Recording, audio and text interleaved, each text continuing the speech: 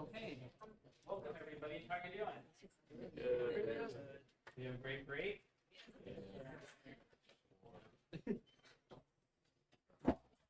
I'm excited. So this semester we are going to attempt to do some things differently than I've ever done them before, and I'm excited about this opportunity.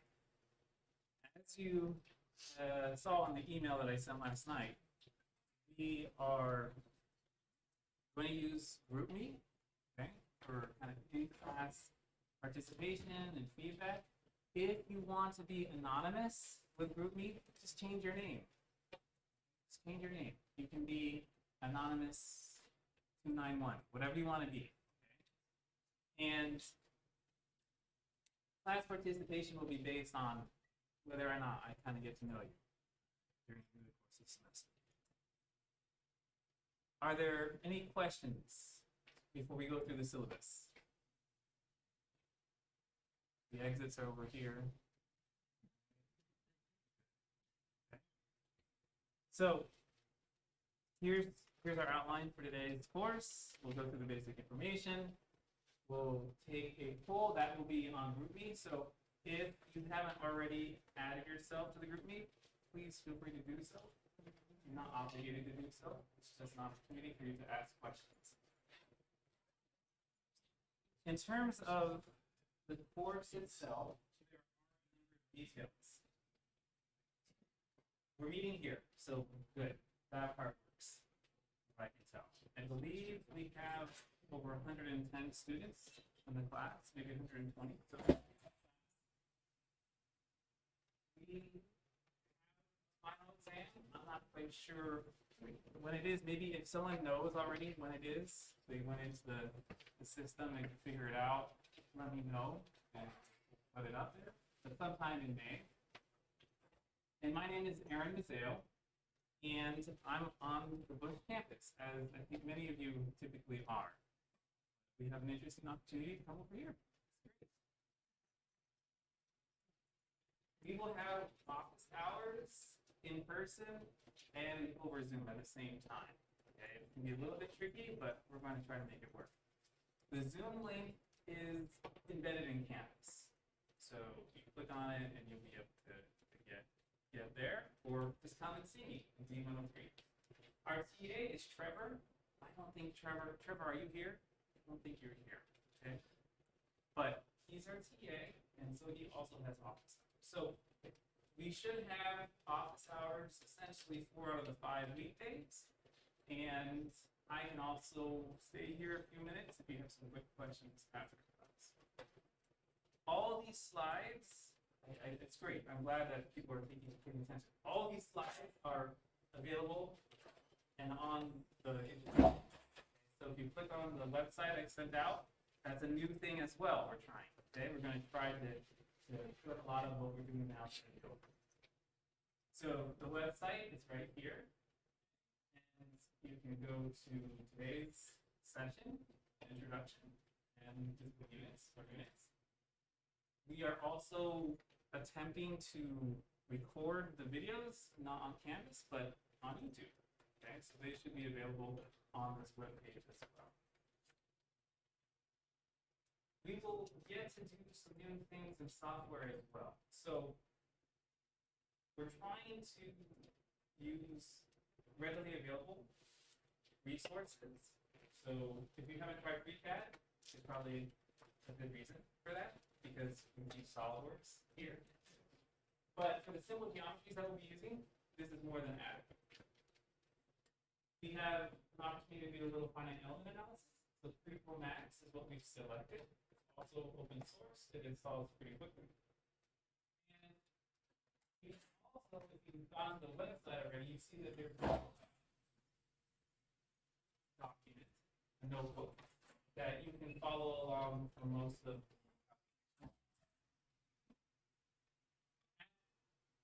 the current moment. There is an in-class assignment going on Canvas. So the idea here is that you have some pretty straightforward questions that are asked during the session, and actually the questions that are due before our next meeting on Friday are also pretty straightforward. And all there are 10. We have to do those in class while we're talking, and I will stop 10 minutes before our appointed time to answer any questions and make sure everybody can get their stuff submitted on. And the Canvas submissions for the in-class sessions will end at 1:35, so that's 5 minutes past. Hopefully you're done early, and that would be my fault if you're not. So give me that feedback, and you'll be able to, head out and catch your bus for whatever. That's the idea. I'm experimenting with this. Again, this is something I've never done before. This is my first time teaching this class. You'll see the feedback is all over the place. This is hopefully an opportunity to change, all right, a little bit of how the class is run. And I want your feedback. I really do. If you hate it, tell me. I'm not saying we can change things, but if you like certain things, I'd like to keep doing them. Okay? Any questions administratively at this point? We've also increased the value of the assignments. You notice the assignments that are done, and that includes the in-class and the ones that are done between classes. Those are now worth more than one exam and equal to another exam. So please do these assignments. Often we're like, hey, I can get away without doing the assignments. I just got to do well on the exam. That's true for many people, okay? But I would advise with the heavier weight in this class than at least when I taught in class. Please consider it. We have about 27 meetings together. This is our first meeting. This is our first session. That's a lot, okay? And there's a lot to cover. There will be a new, so before we meet on Friday, there will be a new page created that will give you some information on static equilibrium. I'm going to get that out tomorrow to give you a little bit of time to review the selected videos. There are a lot of excellent free resources for this class. Many. And I think that they can do a better job with the time that they've spent presenting some of the topics than I can here. So what I'm going to attempt to do is make these meetings that we have more like problem-solving sessions, and I'm going to skip a lot of the theory that I would have covered in previous sessions. So hopefully we'll do more problems, and then you have the in-class assignments based on those problems, maybe changing a few numbers for the in-class assignments, and be able to absorb and stay active in learning during the class. Okay.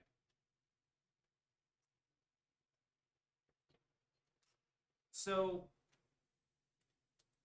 we have recordings of these sessions. I hope that you will want to come and participate here, but I'm not naive. So this may be our first of 4 class reunions.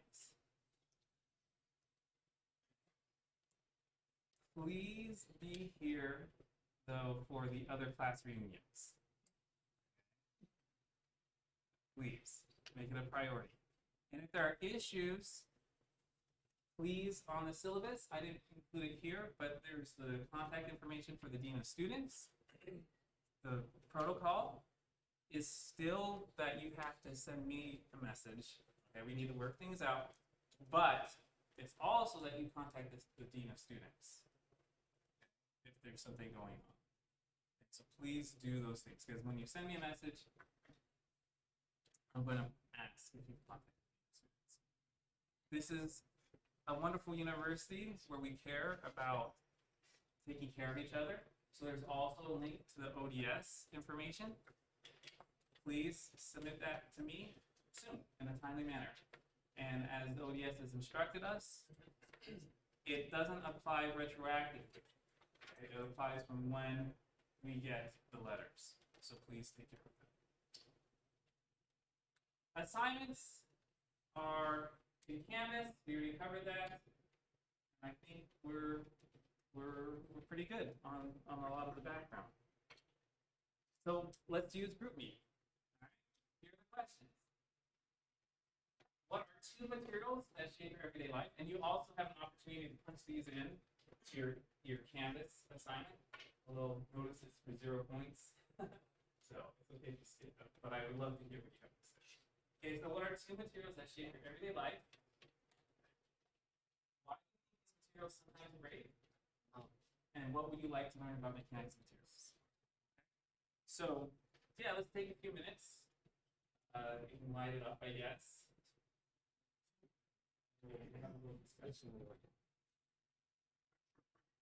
Question, you have a question? Yeah, you can just type it in.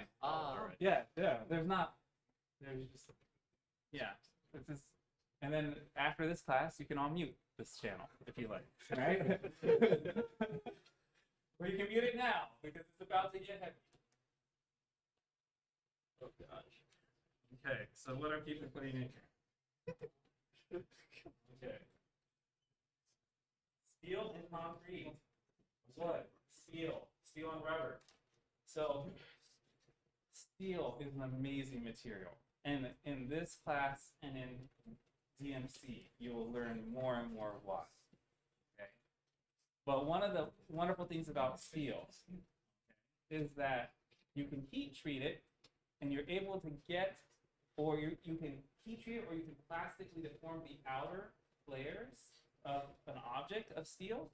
And it turns out, as you'll see here with beams, that's often where you have the high stresses.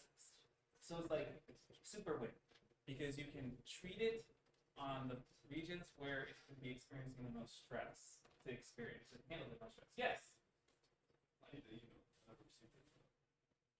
Oh, okay. Then just ask the neighbor if they can send it to you. You don't mind.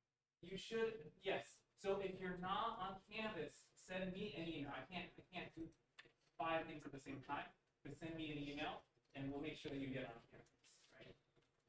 Also, we should be set up so that we have 2 sections, right? There's an aerospace section and a mechanical section of students. I believe I merged them correctly. This is the first time I've ever done it correctly. Maybe. So if there are issues, let me know, okay? If we're having trouble with the roster. Okay. Steel, plastic. Okay, glass. Well, glass is awesome, isn't it? Okay. Yeah, super awesome. Gorilla Glass. Right? It's kind of changed a lot of how we look at devices. Rubber is great. Okay. Wonderful thing about tigers. Tigers are wonderful things. Their tails are made of. No, actually, we do work in soft robots, with soft robots in our lab, and it's a great material. Fun fact: silicones can often take much higher temperatures than a lot of the other materials that you use that are plastics. So you may think that silicone is a rubbery material, but if you go into your kitchen and you look at hot pads, you look at your spatula, right? Many of these items are made out of silicone because it can take very high temperatures, like 200 degrees Celsius. Okay. Let's see what we have.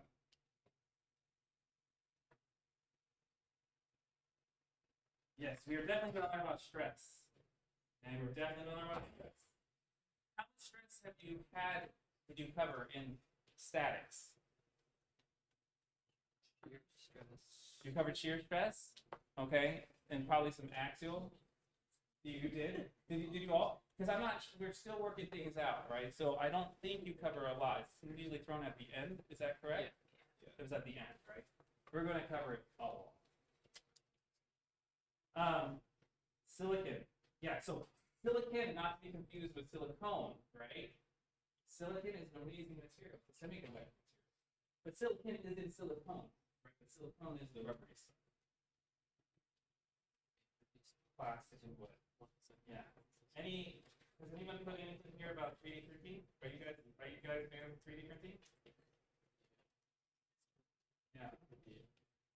Okay. much stress and pressure. Too much stress and pressure. Right. Okay. Yes, we are definitely going to show how materials respond to stress. How to select proper materials. We will do that a little bit as well. Mental stress. Yes, I hear. Okay, I need your patience as well. I was up very late last night because I'm like do all this new stuff, and it's taxing. So that's going to be a little bit last minute as we go through the semester. But we'll get there. Okay. Composite materials, awesome. Composites, like what kind of composites do you guys like? Huh? Carbon, okay, carbon flex. Yeah. Carbon flex. Okay. Flex, meaning flex. Oh, okay. Yeah. Flax fiber. Okay, yeah. So I really like surfing. And do we have any surfers in here? Yeah. What's your surfboard made of? Fiberglass. Yeah, it's fiberglass. That's a composite. I mean, the fiberglass itself with the epoxy and the glass in it is a composite. But then it's sandwiched, right? Or it's sandwiching EPS or polyurethane foam in the middle. Awesome. It's like an aerospace. It's almost like it is like an aerospace structure. Surfboards are like an aerospace structure. They are lightweight. They have to move, and they have to be able to withstand extreme environments. And their form of transportation. Oh, gold and gold. You know, gold. What is so cool about gold? Anyone know what's so cool about gold? Yeah, who said that? You did, right? Yeah. That's why we use it for jewelry. Right? It doesn't make a mess. It doesn't react to your skin. That's why we use it in semiconductor, microprocessing chips and different things in terms of connections. That's why we use it in sensors for biology as well, because it doesn't throw. Steel, on the other hand, right? Stainless steel, okay, maybe, but you know, the iron-based materials, they love to oxidize. Okay, these are some good points. Yeah.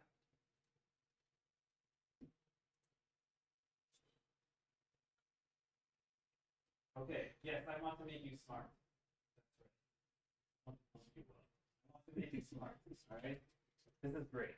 Okay, good. Thank you all for participating in this. We will attempt to build your toolkit here. As you know, we have senior design or capstone, whatever you want to call it, or design manufacturing your senior year. And that's supposed to be the pinnacle of applying the tools that you've been acquiring through these few years. But don't wait till then to get involved with something that allows you to create. In your summer experiences or in your clubs, I think you'll be surprised at how much of what we cover in this class that you covered in statics will apply to the problems that you're looking to pursue and attack in your co-curricular activities. So why do we study? Why do we study mechanics of materials? Well, I thought that Madonna was the first one to say we live in a material world. But it turns out that George Harrison, okay, also has a song about living in a material world.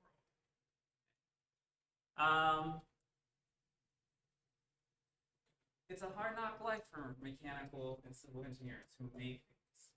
Because when they break, everyone's like, hey, why don't you just put a little more material there? Right? Why did you just beat that up? You should have known better. And people die when we make mistakes. So it's very important that we do the best we can, but we're always learning. We're always learning. And we're still going to make mistakes as engineers. but we do the best we can to avoid them, to be educated. What this class will do is kind of be the second in a series of why things break. I consider statics to kind of be the first in the series of why things break. We cover it pretty much in depth here. And then DMC, it's like why things break 3. Time mechanical components, why things break 3. And also you have material props class. And if you're in aerospace, you'll be doing aerospace materials and aerospace structures. Now, it's not just all about why things break. We also want them to function. So, in some cases, we're going to need to know how they deform, how they deflect. And we can predict a lot of that. We can predict a lot of that as we use appropriate design principles.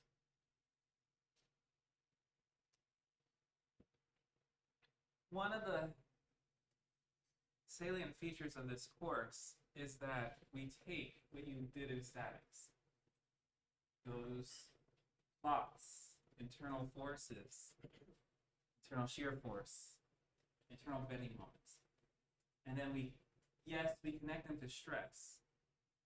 But as we were kind of suggesting in the group meeting, we also connect them through the material properties to strain and deformation.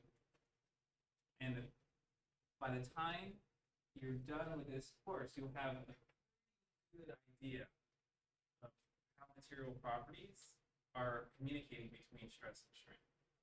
And when you use simulation software in the future, which you will use as you design things, you'll also be able to interpret and know whether or not you're getting garbage out from simulations.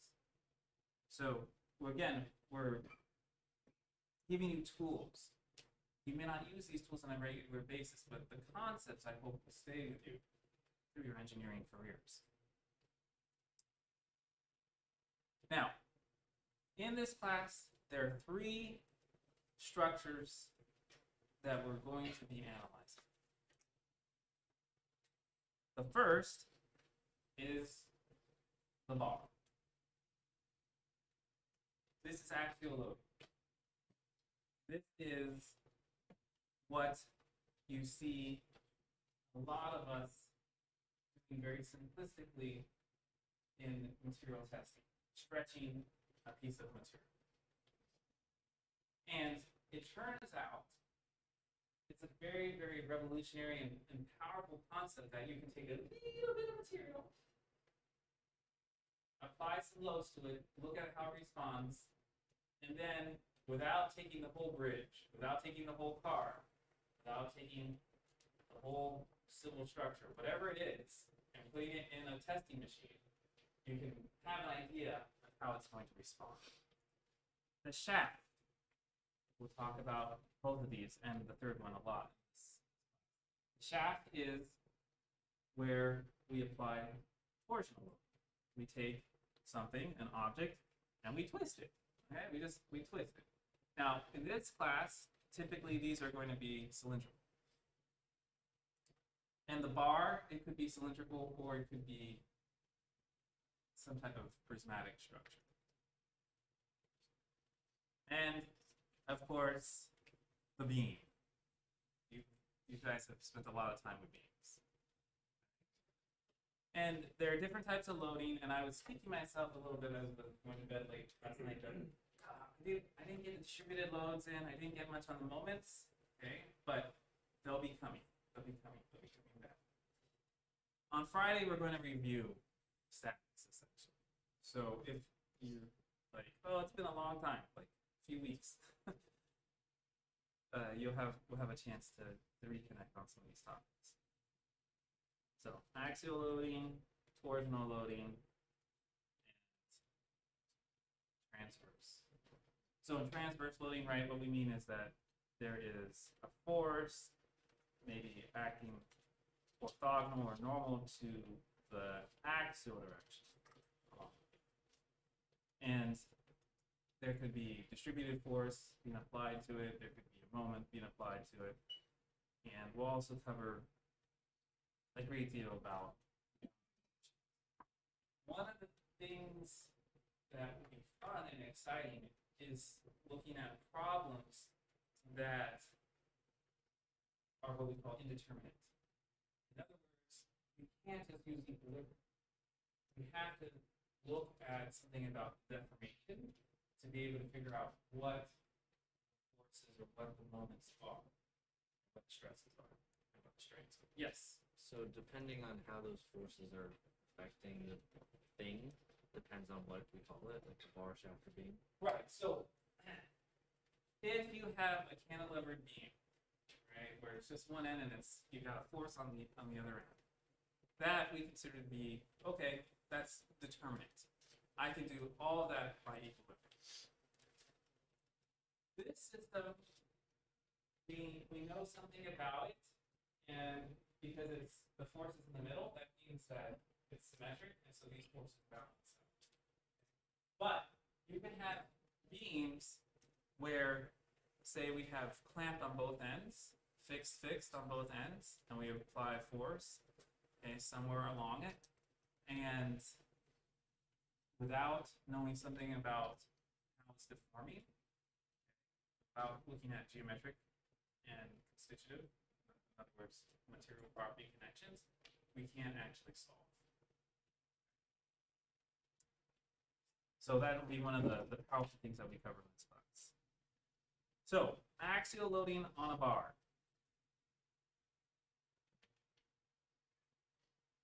Today, we're more or less going to be covering loads and some scaling laws without explaining where they came from.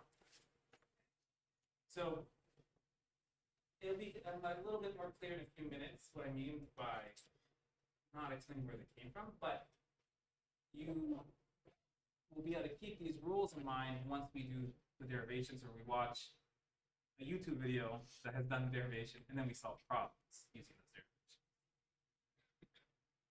So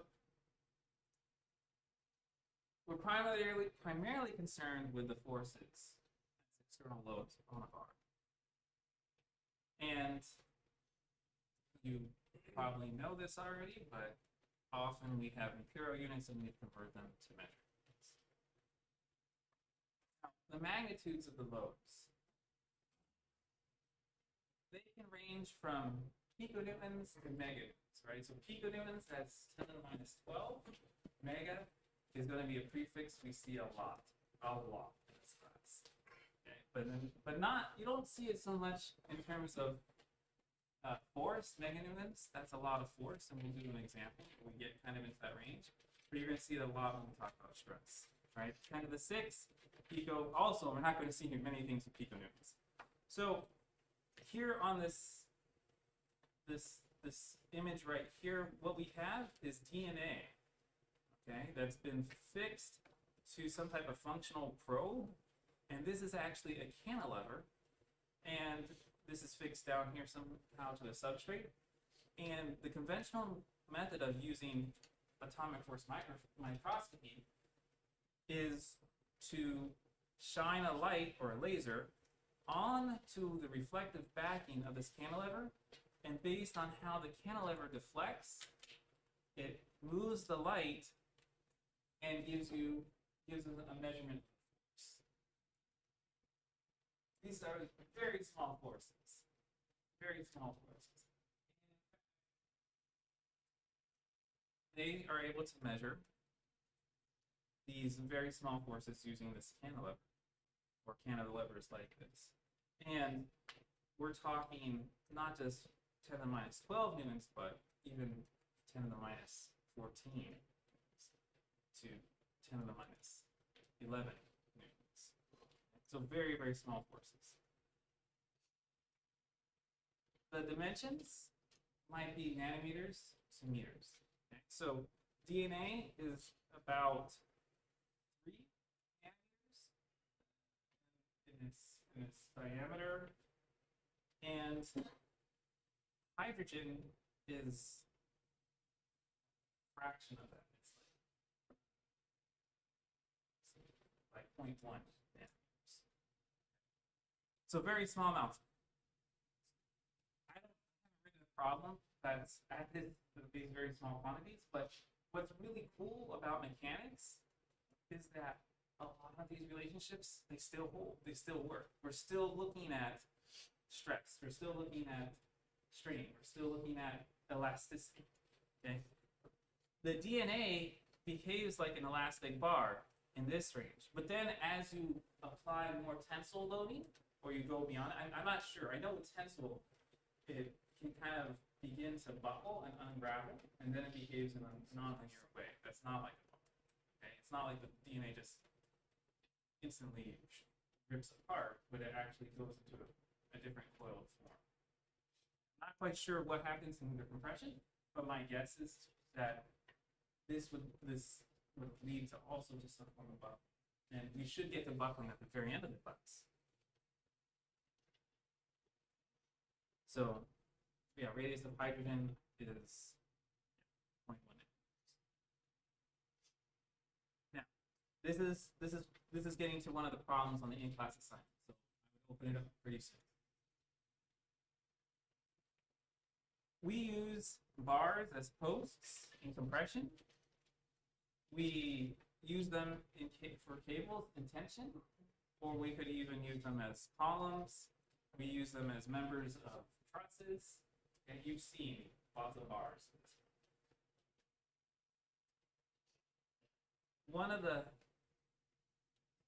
primary considerations for a bar is what does its cross section do? We do care about the length as well, but the length is more important than looking at how much displacement we're going to have. The cross section is more important when thinking about whether or not it's going to break under axial loading. And there are many materials that we can use with bars. We mentioned, yeah, I think all of these, but all these materials are fair. And composites is kind of like this huge catch-all. It's like, there's not one of them, we can just call it. Not exactly. It is a huge catch-all. So, how much does a Boeing 787 weigh? Well, they have different models, but the maximum loads are 500,000 to about 600,000 pounds. That's a lot. That's a lot of force. That's a lot of weight. And what supports all that weight when it's on the ground? Well, wings supported when it's in the air, right? That's probably more mechanism. What are wings? Wings are like beams. Distributed, beams with distributed loads. But we're talking about bars right now. So you might have what's called a strut that is essentially a hollow bar, and they could have some type of viscous fluid inside for some damping. But the bar itself has to be able to withstand these very high forces. So let's say there are 3 struts, and that load is distributed evenly amongst the 3. Not a 100% great assumption.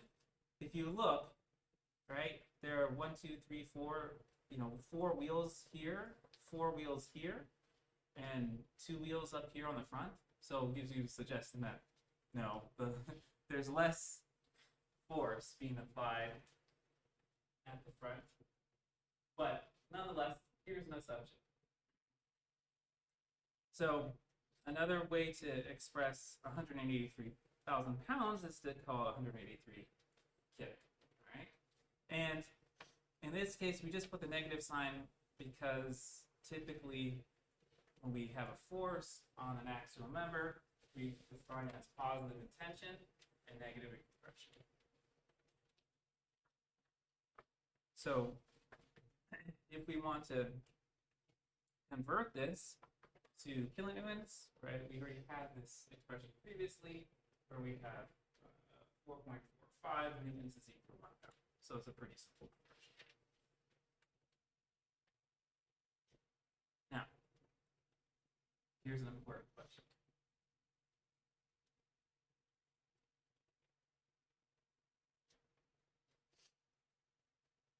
So what do you think?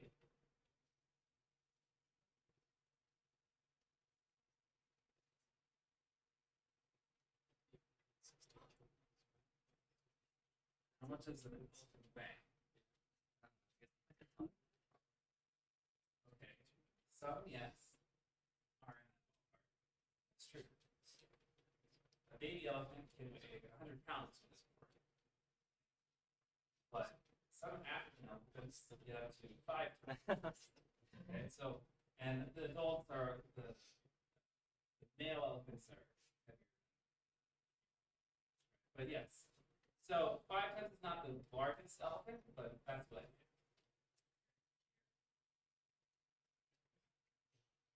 So a 5-ton elephant, that's 10,000 pounds, right?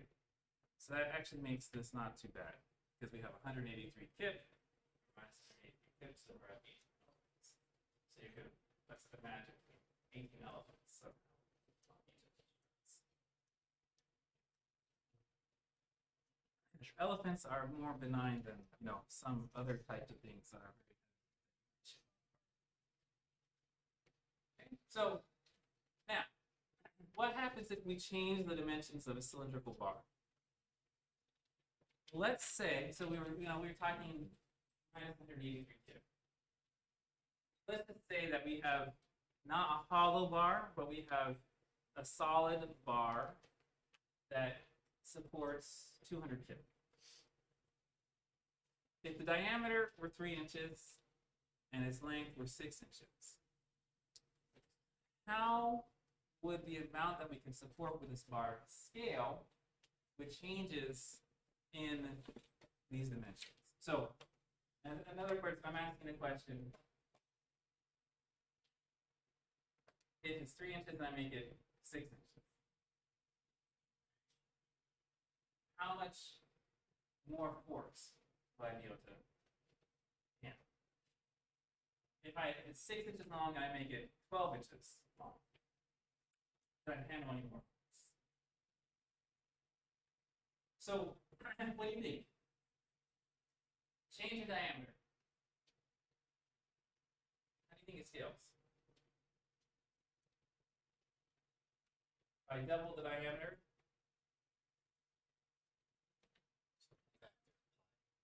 huh? Some factor. Okay, some factor of pi. Interesting. Okay, yeah. So I agree that you might have a pi in there. Yes. You could probably hold like maybe squared times the original force. Yeah. Okay. Good. Why? Why are you thinking squared? Because I was thinking for like force per square inch, your area increases by factor of squared. Yep. That's very good reason. Okay. So we'll cover stress and yield stress in a little bit, but yes, the materials have these limits. Okay, they have these materials, they have these limits, and they're in stress. Okay, so it's force divided by some unit area. Okay, so it's gonna scale with the diameter squared, right? And it's gonna scale linearly with cross-sectional area. So what happens with the length? I kind of gave it away a few minutes ago. Yes. Length doesn't affect. Right, length doesn't affect it. With a caveat. Has anyone ever taken a straw and compressed it? Right? What can happen? It goes boing, right? It spits out. That's a buckling phenomenon. Right? That's if you had a short straw, right? It can handle. It can get pretty close to its theoretical limit for the stress in the walls of the straw, like a really short straw. But once you get to a certain length, a certain slenderness ratio is what we sometimes call it, then you become susceptible to buckling, and it's actually an elastic phenomenon where the structure spits out sideways, and it takes much less force to do that. So length does not affect the supportable force unless the bar buckles. Good. So if we do some examples here, we have this DI, we have this FI, right? Just initial force. And now we say, okay, let's increase the diameter to 5 inches. What's the new force? Well, we just said it goes with the square. Or it goes with the cross-section. Cross-sectional area. Okay? And so you said there's a pi in there. The pi is actually the cancel out because it's pi d squared over 4, pi d squared over 4. But the d's don't cancel each other out. And so this is what you get. So take a minute. There's an in-class question. Please fill it out. Okay, this is the class where you get to use your phone. It should be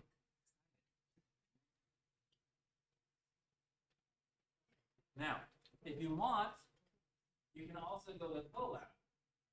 So if you go to that website again, there's a, has anyone used Colab before? No.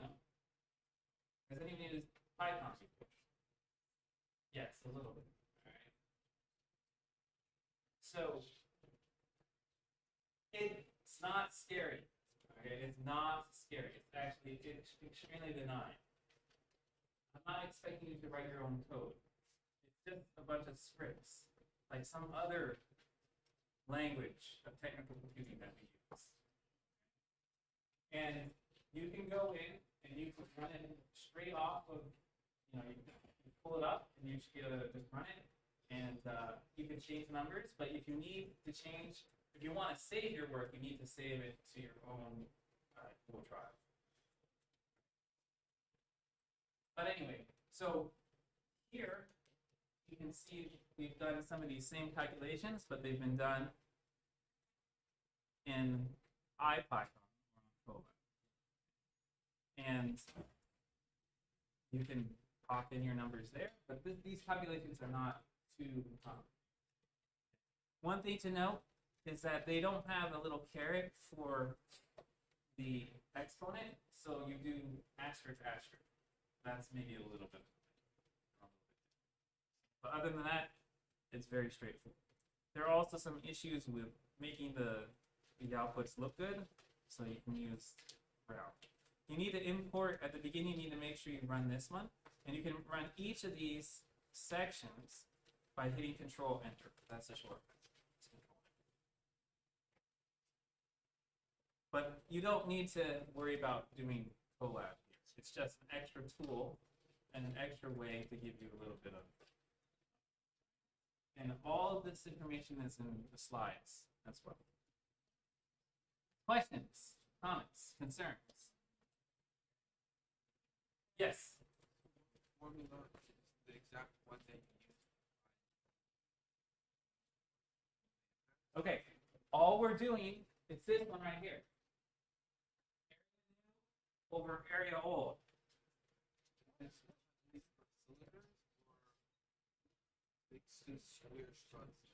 So if it's square, it's still area. Okay? If it's square, it's still area. If it's cylindrical, then it's pi d squared over 4, or pi r squared. Thank you for the question. Okay. Yes? So it doesn't matter if it's a stroke or a solid object? Say that again? Does it matter if it's a hollow stroke or a solid object? No. Okay, as long as it's short, you got to calculate out the area. Okay? If you're above, and it's, again, that's like the last session scheduled will be beam buckling. And so you're like, if it gets too long, yes. So there are implications for what the cross section looks like, right? Just think about it this way. We're going to do beam bending, all right? And now, I have an idea that the geometry affects the beam, right? We'll talk about I-beams, for example, right? And different types of cross sections. And so now it's kind of like, oh, I gotta buckle it out. It's like kind of bending it out. Okay, good. Other questions? Yes.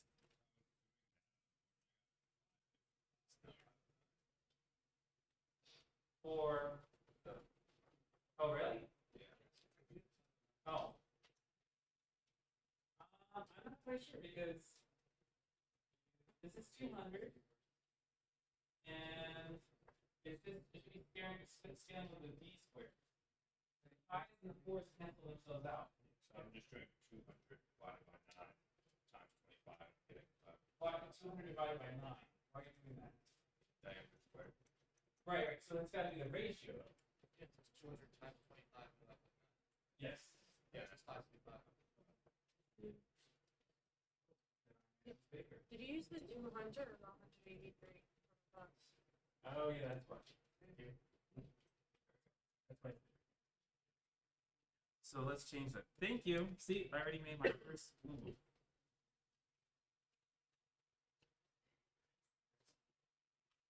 But on Canvas, it should be good.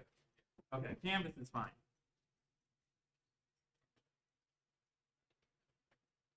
Okay, good. And if the code is still good, it was just I put the wrong number. Okay, so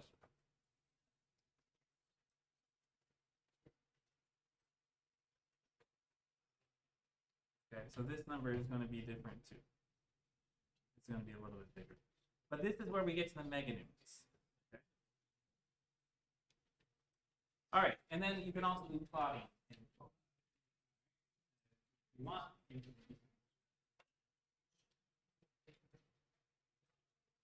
Great. So that is now our discussion on bars. Let's move to shafts. So, how do you use a shaft?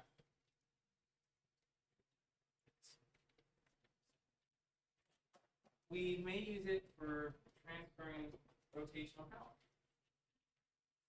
We'll talk a lot about that in a few seconds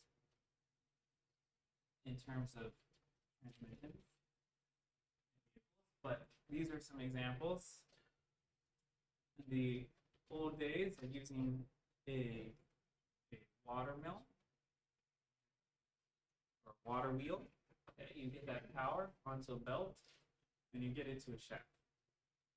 In the current days of maybe a helicopter trying to get a rotor to spin really fast, it's a turbojet. So, and then the power comes off of this power shaft. So another use might be using it as a spring in a torsion bar. Has anyone looked at their trunk and they open it or close it?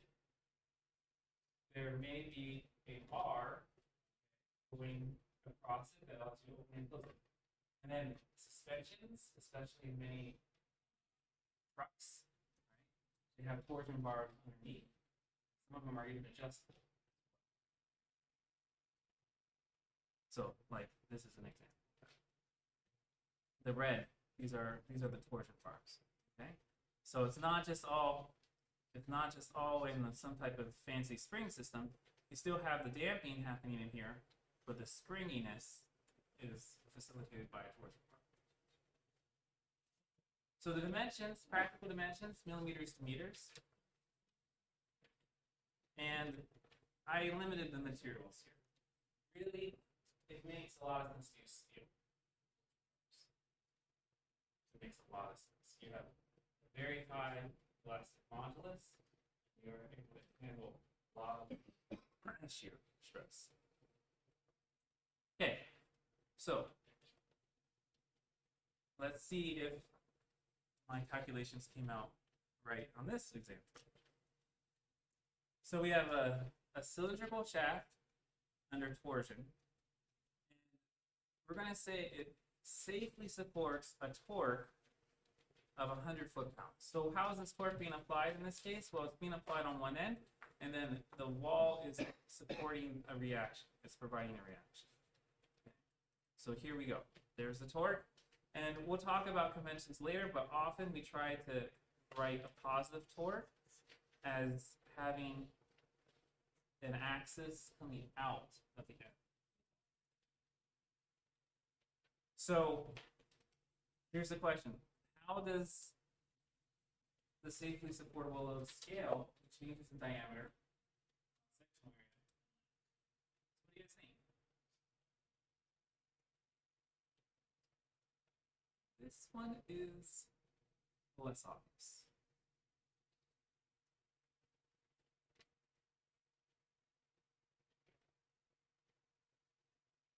Yeah.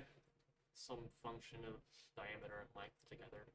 Okay, interesting. So maybe it's a combination of the two. Okay. Similar rule applies. If you make a torsion bar too long, okay, it's possible. It's possible. If you have a certain load, you could get it to like foil, right? So it could buckle. But in terms of the strength, okay, it's going to be independent again, more or less. So we will cover this, and we'll go through the. Well, actually, we'll try to let YouTube go through the derivation, but we'll do examples with this, okay, where we have the load scaling with the cube. And it has to do with what is the shear stress on the outer surface, okay, or right next to the outer surface, okay, and it's highest there. It's highest near the outer surface. And like we were saying, the length doesn't matter. Now, how much it flex? If I have a longer torsion bar, for a given amount of torque, I'm going to have more angular displacement. That is definitely true. But it doesn't affect the amount of shear stress that you have in the bar. Okay, so, 0.5 inches, now I changed it to 0.25. It's 0.25. At least when I did these calculations. So if a new diameter, okay, were 1 inch, okay, we would be able to support 4 to the third, 64 times the amount of torque. That's a pretty drastic change, right? Pretty drastic change. So now you can look around in the world and you see, oh, that's why that shaft is so. That's why that shaft is not so. And we'll talk about that a little bit now too.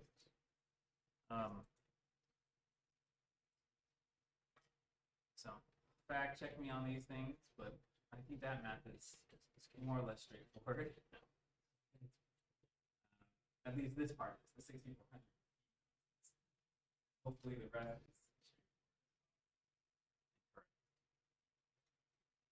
So I believe the factor is like 1.35 or something between foot-pounds and newton meters.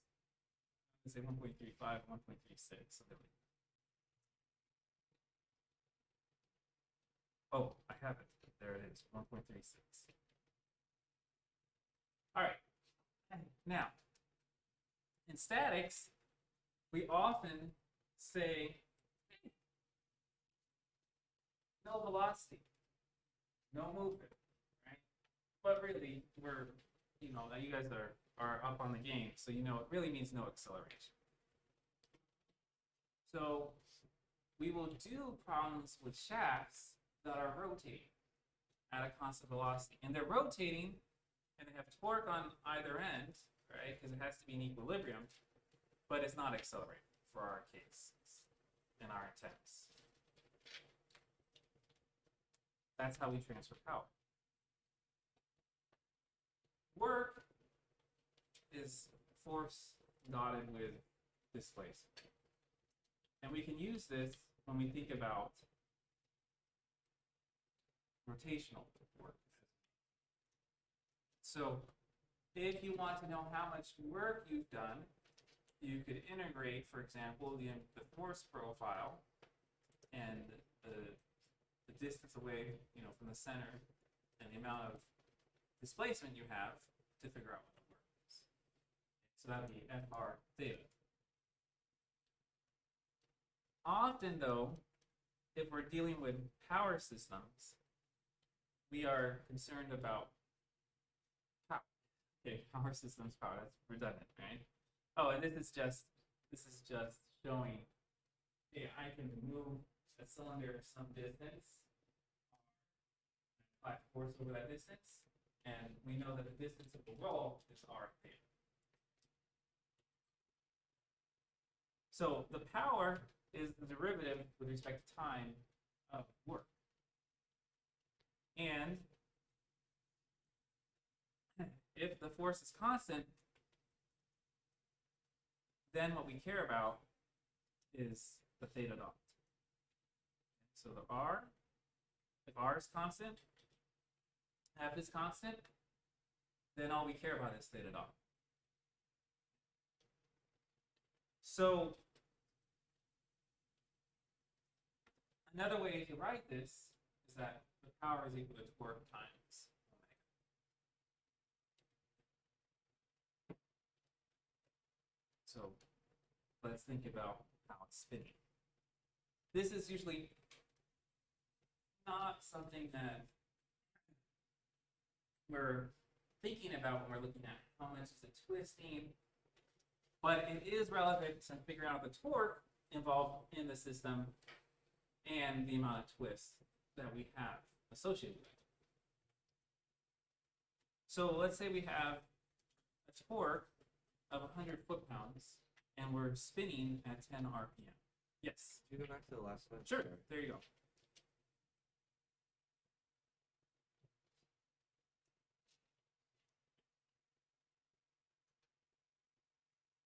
Thank you, yeah, and feel free, we're not in a rush. What happens is essentially we just stop when we stop. And then there'll be some extra stuff that you get to look at, do for the assignment. So there's not a rush. Okay, can I go? Is it okay? Professor, Yes. just do you expect this committee assignment to ask me go, or just all of you? I would say I would start doing them now.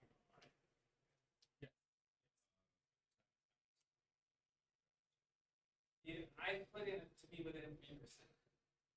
So don't worry. Don't worry about it, okay? For your own sake. That's one of the things I tried, like what you see here is you don't need lots of sig figs. You don't need lots of this. There's enough uncertainty in real life for these systems. That's what we will introduce safety factors. It's essentially we try to put, we don't try. We have to put in budge factors because we're not exactly sure what the loads are going to be. Good questions. Okay, so 100 feet-pounds, 10 RPMs. Okay.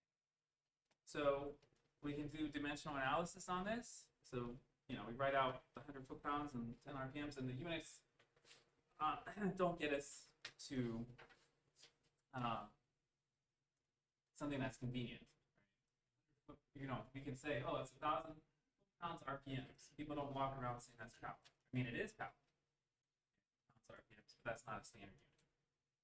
What we want to get to are watts, typically. And so to do that, we want to, actually, we can get to foot-pounds per second. Okay, that's what we're going to do here. So this will get us to foot-pounds per second. Okay, so, or inch-pounds per second, I'm sorry. And then we'll want to convert and get over to watts. So to do that, we need to get to Newton meters per second, and that gets us to watts. So is 142 watts a lot?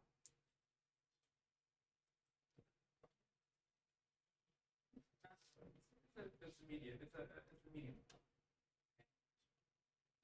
A person at rest. You know how much power you guys are giving off right now?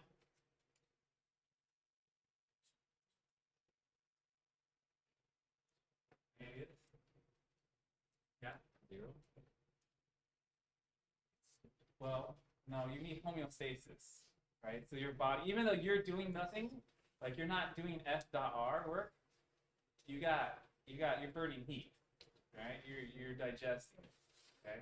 If you get to 0 power output, yes, you have deceased, okay? So it's about 100 watts. It's about 100 watts. Okay? 100 watts, and your brain is about 25 watts. So that's a significant amount when you're at rest. But when you're doing athletic activity, like if you're like some Olympian or something, then that brain activity is much lower percentage. Okay, great. So, 1 horsepower is equal to 746 watts. It's a good thing to know. And so, 142 watts, yeah, that's like 1/5 of a horse.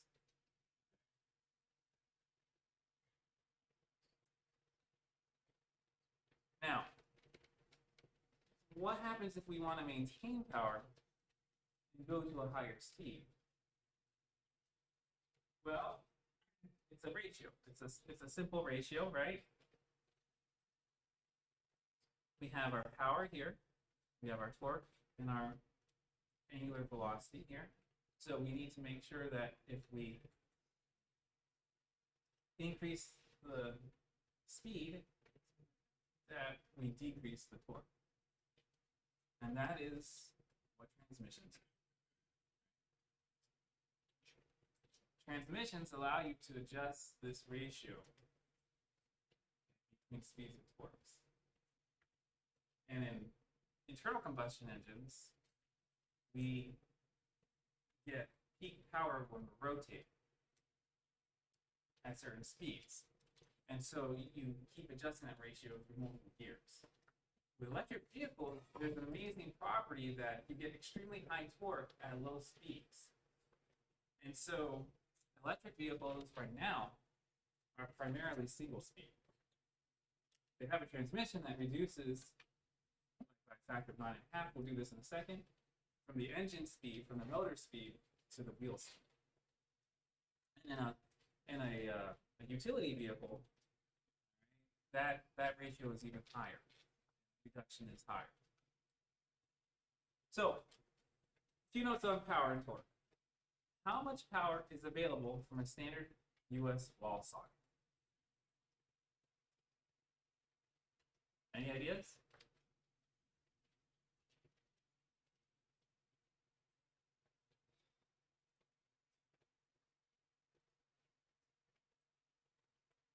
Yes. 200 watts. Huh? 200 watts. Think bigger. Think bigger, Michael. Think bigger. Think bigger. Yes. 1800. Yeah. How do you do that? The magic of Google or the magic of your brain? That's awesome. Yes, both are awesome. Okay, so yeah, we need 120 volts with about 15 amps.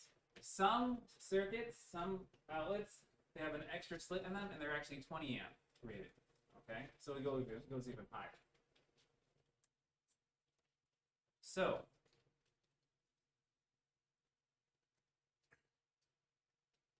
we get about 1800 watts or 2.4 horsepower.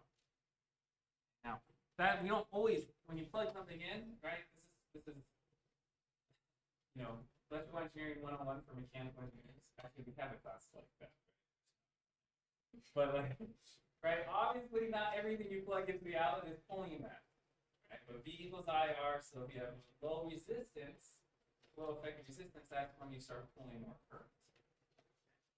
So it's like, if I took a paper clip and I put it right into the socket, there's my 1800 watts. And if I put, and maybe even be closer if I like, anyway, never mind, let's stop. Okay. So, let's say that we have an electric vehicle that produces 300 horsepower of power. Okay. What type of electric current and mechanical torque are present? Right, so this is it's a little bit open-ended because we need to know something, right? We said we have power equals torque times omega. We need to know something about the speed in order to figure out what the torque is. And in order to figure out electric current, we need to figure, because P equals IV or VI or whatever, we need to know something about the voltage. So in some electric vehicles, they have a 400-volt battery pack. That's a lot of volts, okay? But so is the current, right? So if you take the 300 horsepower and you multiply by the 746 watts, and then you divide by the 400 volts, you get 560 amps. This is a lot of current. A lot of current. You can fry a lot of things like this, okay? And, right, you have, let's see, let's be careful. That's not true. Okay, so like, I'm just thinking back to the feuds between Edison and Tesla, okay, back in the day, all right? And like, there were some experiments done showing that AC current was very dangerous, while DC current was not. Okay. Lots of current is still dangerous. Lots of voltage is still dangerous, okay? All right, and so let's dive in a little bit more to the torque. So we're talking about the current part. This right here is the motor in an electric vehicle. Okay, this is an axle shaft that's going to power these wheels that are not there. The motor is spinning at a very high speed. Electric motors also have peak. I talked about internal combustion having peak power. Also, DC motors have a peak, okay? And it's at some speed. And there's a torque speed. We won't get into it, right? But you need to you reduce. In both cases, you reduce. Okay. So let's say the engine is spinning, okay, at 10,000 RPMs. If we want to figure out the torque there, we can take that 300 horsepower, figure out what it is in watts, change our RPMs to radians per second, and voila, we get a number. 214 millimeters. Also, yes, also a lot of torque. That's like saying, hey, make a cantilever or make a lever that's 214 meters long and then put an apple on it. Let's see if you can hold that. Not to mention that the beam wouldn't be weightless. So if we say that we have a gear reduction of 9.5 to get to the wheel speed, so now the wheel speed is less. That means, remember, power, right? Power is equal to torque times omega. We also see that torque is split among the four wheels. Then we can come up with another relationship. So we have 9.5 times, but divided by 4, and we get 508. That's even more, right? But we're running at a lower speed. And we're assuming power is conserved, which is not a bad assumption going through transmission. Not. There's heat, and there's friction, but it's not. I mean, these transmissions can be pretty efficient. Okay. Now, how does the supportable load scale with diameter? It scales with the cube with diameter. So, if I increase the torque, I probably want to use a larger diameter shaft. So I'm running at a lower speed, but I have more torque. So I have to increase the shaft. So this is nice because if I have like, you know, a little engine running really fast, I can have a really small shaft because the torque is low, but the speed is very high. The power is conserved through the system, and so when I get to where I need, you know, where I get to my slow rotary motion, that's where I crank in the torque, and that's where I have a larger shaft. So you could think about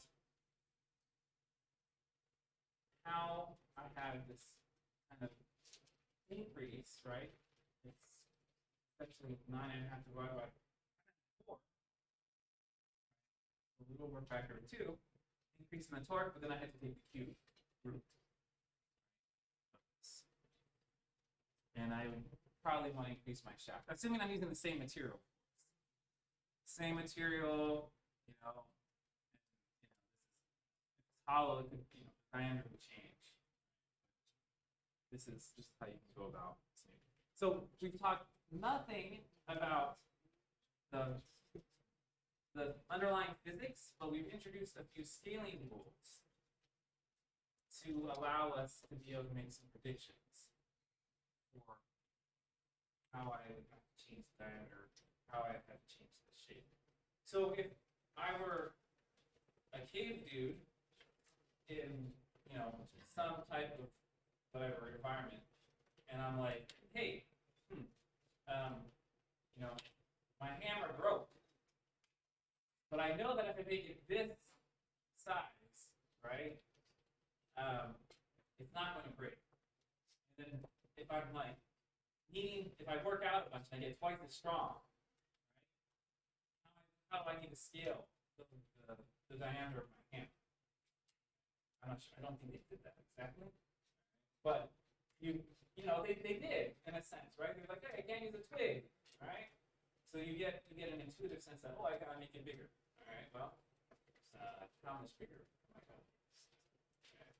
We'll do beams. Actually, we'll let you cover beams. I want you guys to have time. All right. Beams is the last one.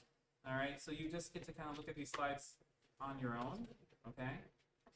But there is a scaling law. And it goes with the thickness squared, and again, we'll cover this later. It goes with the width linearly, okay? And it goes inversely with the length. So beams are the complicated one. And you'll be able to look at some problems with that on the all this information, these exact slides, including my error, thank you for pointing that out, they're all on the internet. Okay, yes?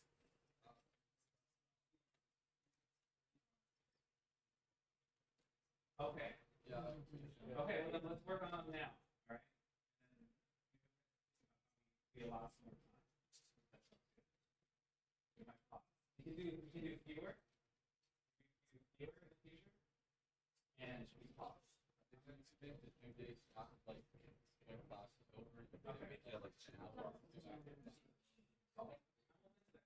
This is democracy. Yes. Okay, let me just change it right now. Let's change it right now.